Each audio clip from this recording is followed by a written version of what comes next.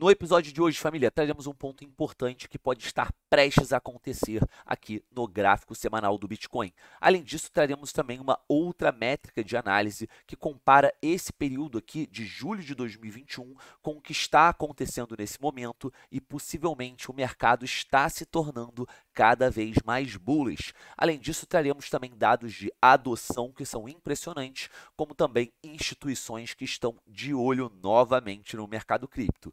Para fechar, Ethereum 2.0, o Merge. Pode ser que aconteça um fenômeno junto com o Merge que, se confirmado, vai te render cascalhos de graça só por holdar Ethereum. Então, tudo isso logo após a vinheta. Se você ficou curioso, é só aguardar rapidinho.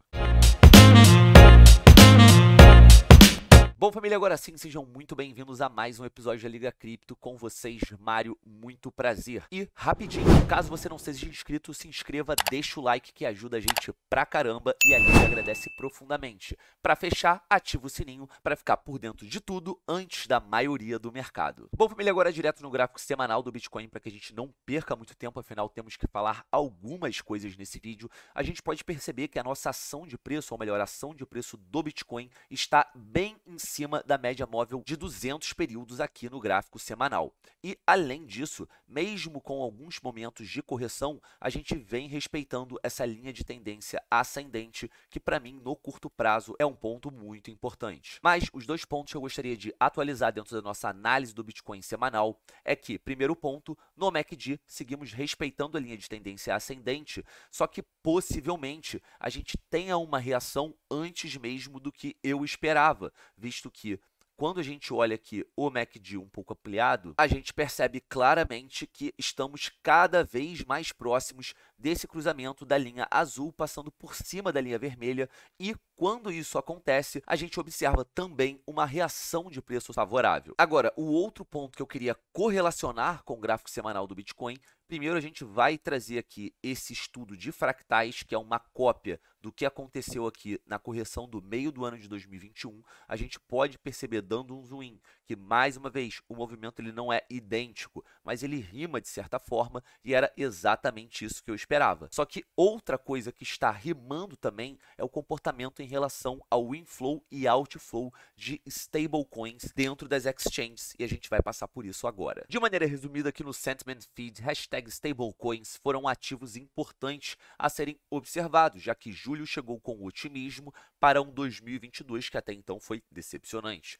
O USDC teve o maior aumento de circulação, mas diminuiu durante a recuperação de julho. Esse é provavelmente um bom sinal e agora a gente vai entrar na análise completa que faz essa relação com o movimento de recuperação no mercado em 2021. Já dentro do estudo completo, a gente pode observar o que está acontecendo agora, que é a quantidade de tokens em circulação de USDT está caindo. Também temos a queda referente aos tokens em circulação de USDC e um aumento em circulação do token DAI, que também é uma stablecoin que funciona dentro da blockchain do Ethereum. Continuando o estudo, ele traz essa conclusão. A maior parte da circulação é em USDC, mas está diminuindo, assim como o USDT, DAI aumentando.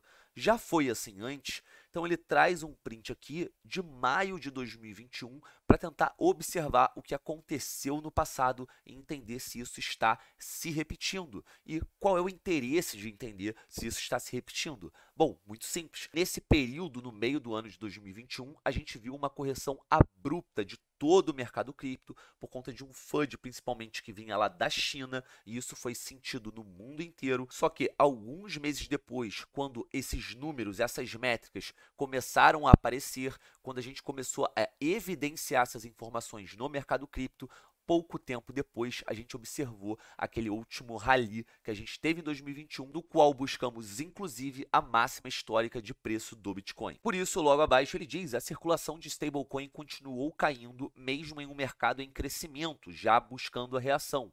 Poderíamos dizer que o primeiro crescimento significativo aconteceu em uma circulação decrescente, e aqui não é em relação a tokens, altcoins, e sim stablecoins. Mais uma vez, provavelmente estamos testemunhando o mesmo que em julho de 2021, agora, pelo menos em duas stablecoins, e ele se refere a USDT e a USDC. Ampliando aqui a imagem, vocês vão entender por que esses dois tokens, é só a gente observar o presente momento, a gente pode ver que que a formação das linhas em relação à linha azul, que é o USDT, e a linha branca, que é USDC, ambos os movimentos, comparando os dois pontos, os dois momentos estão muito semelhantes. A única diferença é o DAI, que nessa época que lateralizava, não crescia muito, e hoje a gente já vê um crescimento substancial dessa stablecoin. E apesar de não ser um fato que rime em relação à correção do meio do ano de 2021, e eu estou falando exclusivamente da DAI,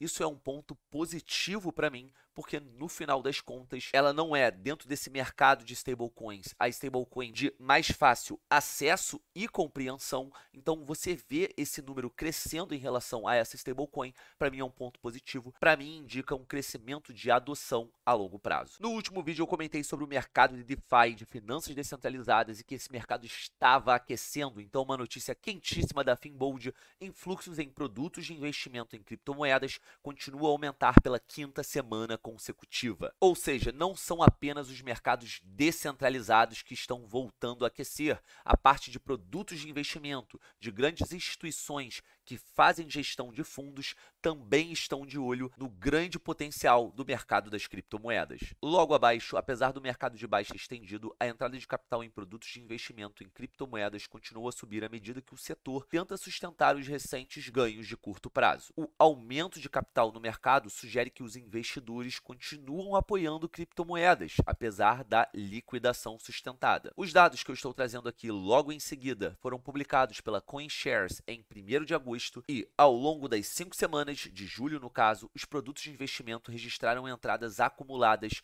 de 0,53 bilhão de dólar, com apenas julho atraindo 474 milhões de capital. Notavelmente, o número é contrário às saídas de 481 milhões que ocorreram em junho. E não é surpresa nenhuma que o líder desse movimento de interesse é o nosso queridíssimo Bitcoin. Uma notícia que eu vou passar rapidamente, mas que é um ponto de adoção muito importante. Nubank, apoiado por Warren Buffett, atinge 1 milhão de usuários de criptomoedas em menos de um mês. E isso, mais uma vez, é um ponto muito bacana que fortalece a adoção, fortalece o crescimento e o uso das criptomoedas. Porque no final das contas, você tem o acesso a esse mercado na palma da sua mão. Então, hoje eu abro o meu aplicativo do Nubank e, scrollando para baixo, você já tem aquela opção de investir em criptomoedas com apenas R$1. Isso é muito forte. Isso não só quebra barreiras de entrada nesse mercado, como também traz muito mais conhecimento para investidores que talvez não conhecessem os criptoativos. Retirando qualquer chance de possibilidade de FUD, pensamentos negativos na sua cabeça, saiu a recente notícia de que 1,4 bilhão de tokens Matic, ou seja, 14% da oferta total,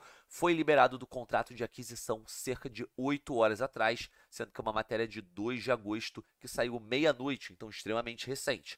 Potencial despejo? Ele pergunta, e já responde em seguida: não, sem baixa, sem FUD, e todos seguros. Todos eles foram transferidos, ou seja, todos esses 1,4 bilhão de tokens Matic para a carteira da ZeroX Polygon, que é nada mais, nada menos que a carteira da Polygon Foundation, então sem dramas. Para fechar, família, uma notícia que ainda não está confirmada, mas caso se confirme vai ser positiva para quem holda Ethereum, porque no final das contas é cascalho de graça, e eu vou explicar por quê. À medida que a fusão do Ethereum se aproxima, ou seja, o Ethereum saindo de Proof of Work para Proof of Stake, um importante minerador está empurrando um fork de prova de trabalho. E o que isso quer dizer? Um fork é nada mais nada menos que uma cópia daquela blockchain, ou seja, a proposta desse minerador é fazer uma cópia do contrato do Ethereum que não vai funcionar em Proof of Stake e continuaria funcionando em Proof of Work. E por que isso? Bom, é muito simples. Quem minera Ethereum ganha receita, ganha cascalhos por minerar Ethereum. A partir do momento que não for mais possível minerar, você tira essa fonte de receita para pessoas que estavam surfando essa onda já há alguns anos. Mais abaixo, enquanto os mineradores não podem parar a fusão, isso é um fato, eles podem clonar o Ethereum e criar sua própria versão da rede, onde a transição nunca ocorre. A questão é se eles podem atrair alguém para usar essa versão bifurcada. Então, traduzindo aqui para o português, já existem hoje forks de criptomoedas importantes, das maiores. Por exemplo, o Bitcoin, que é soberano, tem hoje forks, por exemplo, do Bitcoin Cash, o Bitcoin Gold, Bitcoin SV e sei lá mais o que. No caso do Ethereum, você tem já hoje o Ethereum Classic. E o que você deve estar se perguntando é: como eu, holder de Ethereum, não minerador, posso me beneficiar disso? Basicamente, se você hold Ethereum na sua carteira própria, na sua Trezor, na sua MetaMask, não pode ser em uma corretora, tem que ser uma carteira descentralizada. Todas as vezes que ocorre um fork, por exemplo, se você tem 5 Ethereums e esse fork é realizado, ou seja, existe a cópia do blockchain, quando esse fork for realizado, e se ele for realizado, você recebe automaticamente 5 tokens de Ethereum, ou seja, você vai receber a mesma quantidade que você tinha de Ethereum naquela rede principal, na rede oficial do Ethereum, você vai receber no fork. E aonde você tira cascalhos daí? Basicamente, a virada de chave é essa questão. Se os mineradores vão trazer usuários para a rede. Porque, mais uma vez, a adoção é o segredo do sucesso. Não que essa rede tenha que se perpetuar por muitos anos, eu nem torço por isso, mas se por um curto ou médio prazo você conseguir ter a atenção de alguns investidores, ter montante, entrada de capital substancial nessa possível blockchain que for fork do Ethereum, você vai ter 5, 6, a quantidade de Ethereums que você tinha anteriormente dentro da sua carteira. E se esses tokens começam a ganhar valor de mercado, como por exemplo o Ethereum Classic ganhou, você pode vender esses tokens e realizar lucro de graça. Então, isso é um movimento que nem sempre acontece no mercado das criptomoedas, mas quando acontece, é oportunidade e uma oportunidade muito fácil de você aproveitar. Mais uma vez, basta holdar tokens Ethereum numa carteira descentralizada. E por que não pode ser numa exchange? Porque muitas das vezes as exchanges não aderem a esse processo que é feito naturalmente na cadeia descentralizada. Bom, família, esse foi o vídeo de hoje. Eu espero de coração que vocês tenham curtido esse conteúdo. E para fechar, só lembrando vocês, nós temos inúmeros benefícios no Linktree da Liga Cripto, como vantagens para criação da sua conta, não só na BitGet, na qual você ganha desconto nas taxas de correntagem de 30% para sempre, como também vantagens na Crypto.com, bônus na plataforma de trade da Bybit. É só você entrar e ver o que você pode aproveitar. Então, eu fico por aqui. Grande beijo, grande abraço e até o próximo vídeo, família. Fui!